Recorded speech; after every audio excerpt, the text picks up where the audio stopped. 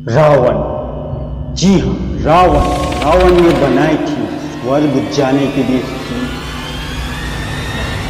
आप समझ सकते हैं स्वर्ग जाने के लिए सीढ़ी। क्या सच में रावण ने बनाई थी स्वर्ग जाने के लिए सीढ़ी? इस बात का खुलासा होगा इस वीडियो में कि आखिर वो सीढ़ी है कहाँ, अभी कलयुग में वो सीढ़ी कहाँ पाई जाती है, और अगर सच में रावण ने सीढ़ी बनाई है तो आखिर वो हमको दिखाई क्यों नहीं देती, कहाँ है? वैज्ञानिकों ने भी आज तक उस सीढ़ी को नहीं खोज पाई। तो सबसे पहले हम बता दें कि ये सीढ़ी बनी कैसे है और कब बनाई है और क्यों बनाई है। तो सबसे पहले मैं बता दूं, जो रावण थे वो इतने पराक्रमी राजा थे, इतने ताकतवर थे, जो कि तीनों लोग पे हाहाकार मचा के रखे थे, और उससे ज़्यादा उनके पास हर प्रकार का ज्ञान भरा पड़ा था। वो बहुत ही बुद्धिमान पंडित थे, एक बहुत ही ज़्यादा हर प्रकार के मंत्र तंत्र शास्त्रों का, हर प्रकार की चीज़ों का, वेद शास्त्रों के ज्ञाता थे वो। मगर उनमें एक बुराई थी जो कि था, वे अहंकारी थे, घमंडी थे और अत्याचारी थे, बहुत ज़्यादा अत्याचार भी करते थे। मगर वो चाहते थे, क्योंकि वो राक्षसों का सपोर्ट करते थे, बहुत ज़्यादा राक्षसों का हेल्प करना चाहते थे, सहयोग करना चाहते थे, इसलिए वो चाहते थे कि हम सभी जब मृत्यु को, मतलब सभी राक्षसों को, असुरों को जब मृत्यु आए तो वो स्वर्ग जाके फिर से उस सीढ़ी की मदद से फिर से मृत्यु लोक पे आ जाए, और इस प्रकार से वो उनको मृत्यु ही ना आए और वो अमर हो जाए। यहाँ पे मैं बता दूं कि जो रावण था उसका उम्र तो बहुत ही ज़्यादा था, क्योंकि त्रेता युग में लोगों का जो एज होता था, उम्र होता था, वो बहुत ज़्यादा होता था। जब उसकी मृत्यु हुई, जब राम भगवान ने रावण को मारा, उस समय बहुत सारे लोग बताते हैं कि ये 4000 वर्ष के थे जब उनकी मृत्यु हुई। सोचने वाली बात है कि 4000 वर्ष। कभी कभी ये बातें बिलीव भी करने में मुश्किल जाता है, मगर कई लोग कहते हैं, इसलिए विश्वास करना पड़ता है। तो मैं सबसे पहले बता दूं कि ये जो स्वर्ग जाने वाली सीढ़ी थी उसका निर्माण कैसे हुआ। तो जो रावण थे वो बहुत ज़्यादा तपस्या करते थे, ठीक है। पहले के जो ज़माने के थे, द्वापर युग, त्रेता युग में, वहाँ पे राक्षस बहुत सालों तक तपस्या करते थे। वैसे ही रावण ने कई बार अपने जीवन में कई बार तपस्याएं की। उन्हीं एक तपस्या में से एक तपस्या था जो कि थे वो भोलेनाथ के बहुत बड़े भक्त, और भोलेनाथ का उन्होंने तपस्या किया।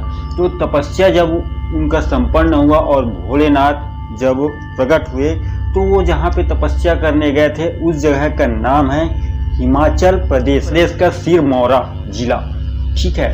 पहले वो एक नगर होता था, आज जिला बन गया है। तो हिमाचल प्रदेश का सिरमौरा जिला का नायन गांव, जहां से 7 किलोमीटर पे स्थित था एक घना जंगल। जी हाँ, इसी घने जंगल पे रावण ने तपस्या की थी, और वहां पे जब भोलेनाथ प्रकट हुए, फिर उन्होंने पूछा, बोलिए आप क्या वरदान लेना चाहते हैं हमसे।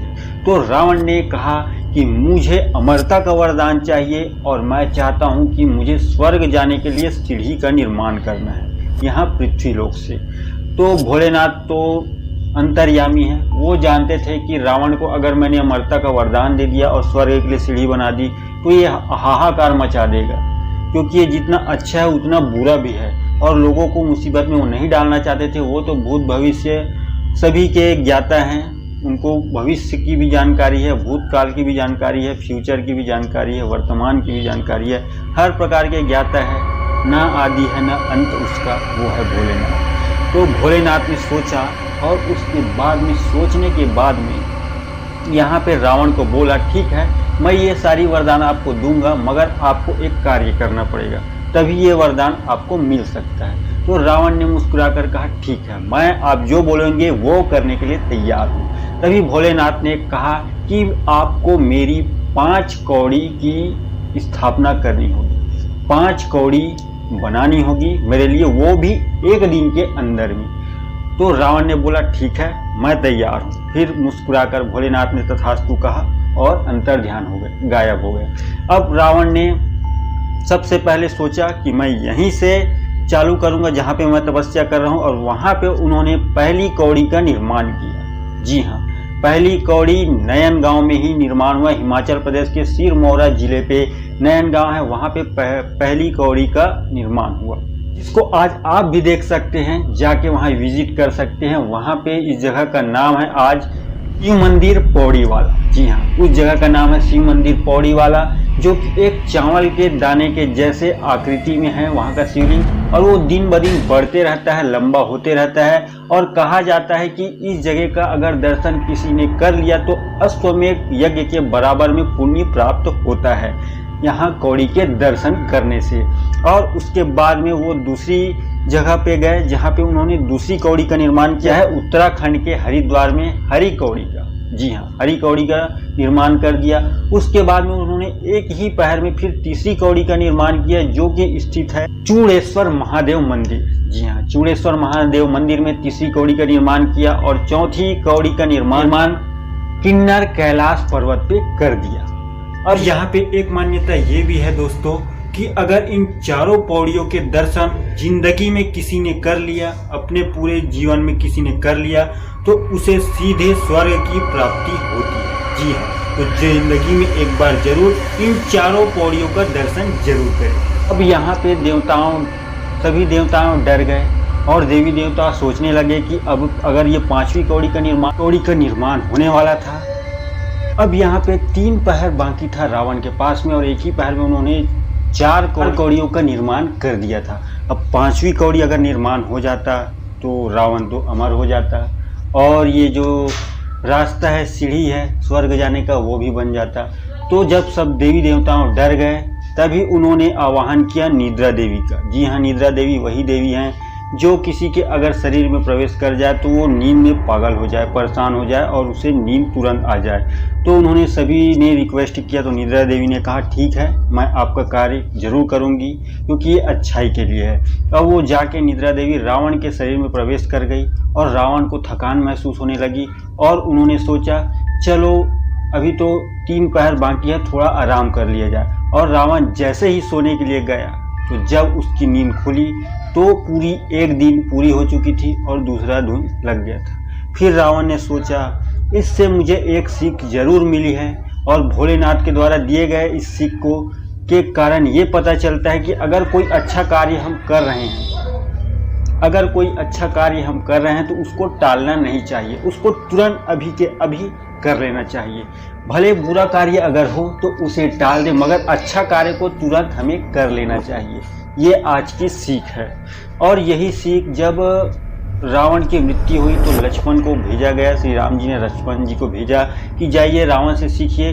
तो उन सभी जो अच्छे बातें रावण ने लक्ष्मण को ज्ञान दिया था, उनमें से एक बात यह भी था कि कभी भी अच्छे कार्य को नहीं टालना चाहिए, उसको तुरंत ही कर लेना चाहिए।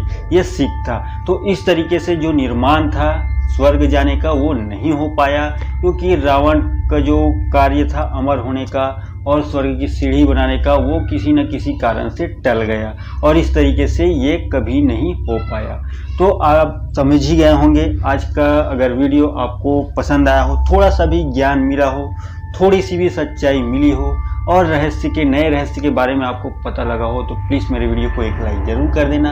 और ऐसे ही ज्ञान की बातें देखने के लिए, सुनने के लिए मेरे चैनल SRH ज्ञान को सब्सक्राइब कर लेना।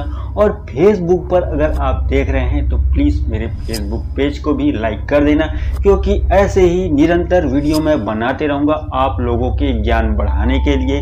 तो अगर आप ज्ञान लेना चाहते हैं तो जुड़े रहिए हमारे चैनल पे। तो आज के लिए बस इतना ही। जय श्री राम, हर हर महादेव।